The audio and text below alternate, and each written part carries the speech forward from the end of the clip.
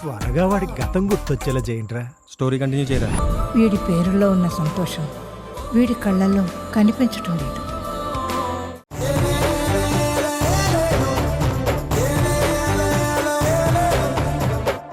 ఆవిడ సంతోషంగా లేరు, సుఖంగా లేరు. ఇందుగారు అలా ఉండటం మేమస్సలు చూడలేకపోతున్నాం. దయచేసి ఇందుగారిని బాగా చూసుకోండి. ఇందులో ఏమాత్రం తేడా వచ్చినా ఇందుగారు మీకోసం తాపత్రయపడుతున్న దాంట్లో ఏమాత్రం అర్థం లేదు. అదేంటి బాసు, నా భార్య గురించి మీరు ఇంతలా బాధపడిపోతున్నారు? నాకుండదా నా భార్య గురించి బాధ? ఇందు గురించి మీరెందుకు ఇంతలా బాధపడుతున్నారు?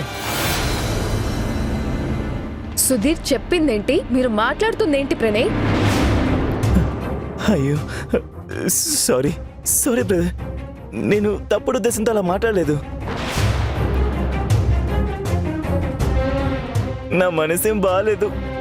నాకంటే నా భార్యని ఎవరు గొప్పగా ప్రేమించలేరు.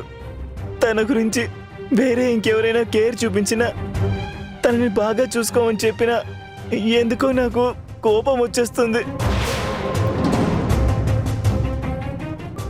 బెదరు, ఏమనుకోవద్దు బెదరు, ప్లీజ్ బెదరు, దయచేసి నా మెంటల్ స్టేటస్ని అర్థం చేసుకోండి. Please brother, please brother, please. Pranay, it's okay Pranay, it's okay, I can understand. Thank you brother, thank you. నేను వచ్చేంత వరకు హిందూని వాళ్ళని జాగ్రత్తగా చూసుకోండి. మీరు హిందూ జీవితంలోకి రాకముందు నుంచి తోబుట్టువుగా తన్ని చూసుకోవడానికి నేనున్నాను. తల్లిదండ్రులు ఉన్నారు, అందరూ ఉన్నారు. దాని గురించి మీరు బెంగపడద్దు. మా అక్క ఏ పరిస్థితిలో ఉన్నా అండగా నిలబడ్డానికి మేమున్నాం. అది మీరు అర్థం చేసుకోండి. కానీ మీరు చేసిన నేరాన్ని, ఇప్పుడు కోర్టులో చెప్పిన మాటల్ని అన్నిటినీ జీవితాంతం గుర్తుంచుకోండి. ఇంకా వాడి నేరాల్ని, ఆ తప్పుడు పనుల్ని గుర్తుంచుకోమంటావేంటమ్మా? అవన్నీ మర్చిపోయి వాడు సంతోషంగా బ్రతకాలనుకుంటున్నాడు కదా. చేసిన నేరాల్ని మర్చిపోతే మళ్ళీ కొత్త నేరాలు చేయాలనిపిస్తుందాంటీ? చేసిన నేరం మనసులో జీవితాంతం మోస్తూ ఆ తప్పు వల్ల ఎంత నరకం అనుభవించాడో, ఎంత శిక్ష అనుభవించాడో గుర్తుంచుకుంటే భవిష్యత్తులో మరే నేరం చేయకుండా ఉంటారు. జీవితంలో చేసిన మంచిని గుర్తుంచుకోవడం కంటే చేసిన తప్పుల్ని గుర్తుంచుకోవడమే చాలా ముఖ్యం.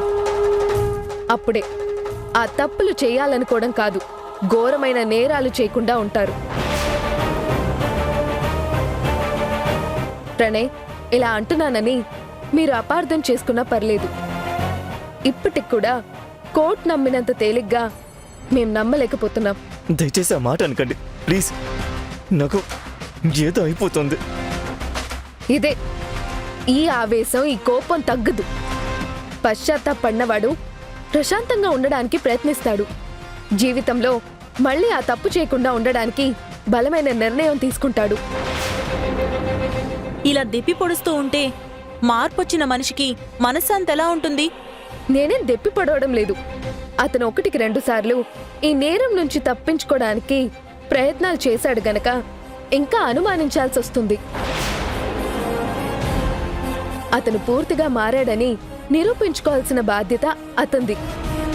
మనం నమ్ముతూ ఉన్నామని అతను మరో తప్పు చేయకుండా ఉండాలి అంటే అతను పూర్తిగా మారాడు అని మనం నమ్మగలిగే స్థితికి తీసుకురావాలి. అందుకే చెప్తున్నా ప్రణయ్, గుర్తుంచుకో, నీకు 1 నెల రోజుల సమయం ఉంది. ఈ 1 నెల రోజుల సమయంలో మనసులో ఏ కోసాన చెడు ఆలోచనలు చేయకూడదు. నిజాయితీగా మారి మా అక్కతోటి మంచి మనిషిగా బతుకుతావనే కోరుకుంటున్నాను. తప్పకుండా మధు గారు, నేనెంత గొప్పగా మారుతానో, ఎంత గొప్ప మనిషిగా బతుకుతానో మీరే చూస్తారు.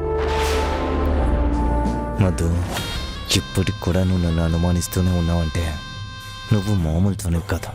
నేను బయటికి వచ్చిన తర్వాత కూడా నువ్వు నన్ను నమ్మవు, కానీ నేను నువ్వు నమ్మేలా చేస్తాను. మీ అమ్మ నాన్న కూడా నమ్మేలా చేస్తాను. నేను బయటికి రావాలని కోరుకుంటుంది మీ అక్కతో కలిసి గొప్పగా బతకాలని కాదు, మీ అందరి అంతూ తేల్చాలని.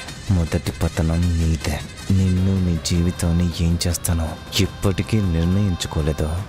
ఈ 30 రోజుల్లో నిన్ను ఎన్నెన్ని రకాలుగా నాశనం చేయాలో, నీ జీవితాన్ని ఏం చేయాలో అన్నీ డిసైడ్ చేసుకొని బయటకు వస్తాను.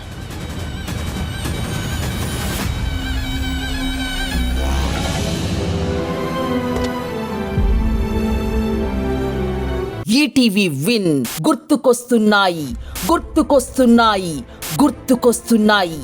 ఒక వింత సామాన్య లోకంలో జరిగే అద్భుతమైన నవ్వుల ప్రయాణంతో రూపొందిన అత్యంత చిన్నగా చేసిన అతి భారీ సిరీస్ మీ ఈటీవీ విన్లో విజయవంతంగా స్ట్రీమింగ్ అవుతోంది. గుర్తుకొస్తున్నాయి, గుర్తుకొస్తున్నాయి, గుర్తుకొస్తున్నాయి. ఈటీవీ విన్ యాప్ని డౌన్లోడ్ చేసి సబ్స్క్రైబ్ చేయండి.